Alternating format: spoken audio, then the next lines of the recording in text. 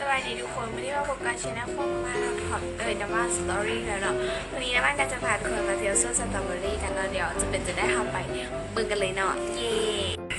สวนสตรอเบอรี่ที่เขาจะอยู่เสียงเงินเนาะเขาไปห้องฟ้าไปเสียงเงินไปตรงเขาก็เลยมาแวะเนาะมีแค่ขับเสือเก่าอีกแล้วไปนี่เป็นวิวเนาะ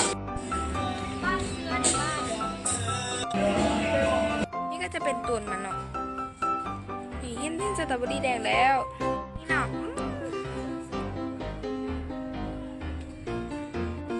เดี๋ยวเราก็จะย่างลงไป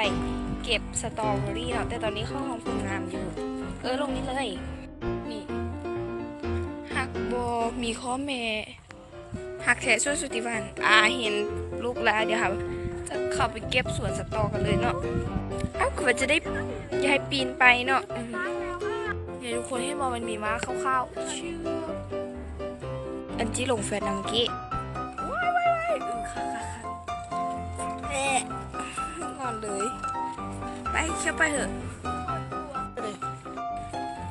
นี่เนาะเขาจะว่าให้เขาเนาะแต่เขาจะขายสตรอเบอรี่ซื้อต้นไหนวะนะ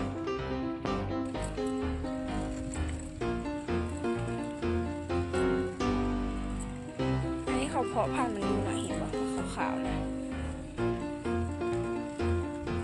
นี่สตอ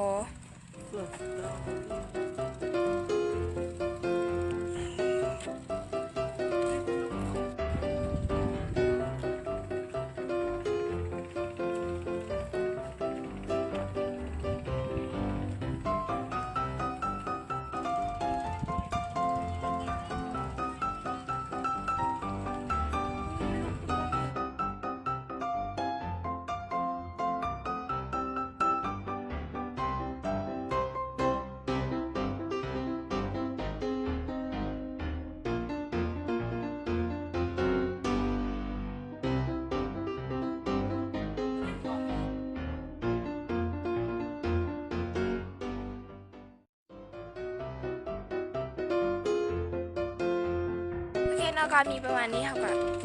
มันจะได้เขาเด็ดเนาะเซฟโพบอกว่าเขาเด็ดได้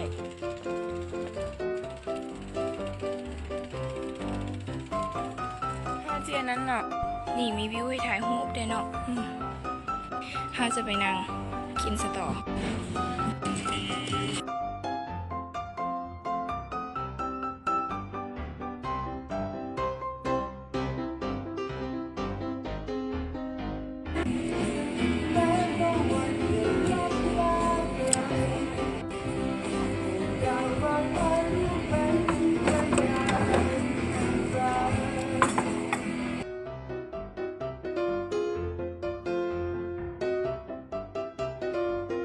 เดี๋ยวเขาจะมาส่งซิมสตอ